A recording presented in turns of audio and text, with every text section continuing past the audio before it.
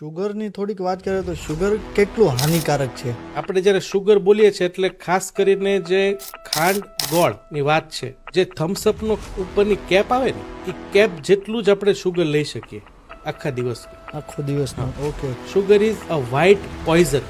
Sugar જાપાનમાં એક સ્ટેટમાં 16 વર્ષથી નીચેના બાળકોને શુગર સર્વ કરવાનું બેન્ડ છે અને તમારે આગળ જતા ઓબેસિટી, સ્કિન પ્રોબ્લેમ, લેડીઝમાં થતા પીસીઓડી પ્રોબ્લેમ, ડાયાબિટીસ કંટ્રોલ નહીં આવું, ફેટી લીવર જો બંધ કરવું છે તો શુગર બંધ કરવું પડશે. અને બીજી રીતે જો કહું તો થમ્સઅપનો ગ્લાસ બરાબર, એક થમ્સઅપનો ગ્લાસ બરાબર એક પેક વિસ્કી. કેમ કે શુગરમાં છે ને ગ્લુકોઝ અને ફ્રુક્ટોઝ હોય. હવે ગ્લુકોઝ છે ને યુઝ થઈ જાય સ્ટમકથી, ઓકે. એ ફ્રુક્ટોઝ છે ને એ લીવરમાં જાય એટલે લીવર એને મેટાબોલાઇઝ કરવું જ પડે એને. કેમ કે લીવર એન્ડ પોઈન્ટ થઈ ગયો કે ભાઈ તમે નથી ખાધું તો મદમીને ખાવું જ પડશે. તો લીવર મેટાબોલાઇઝ કરે ને એની ઉપર ફેટ જામે. That's called fatty liver.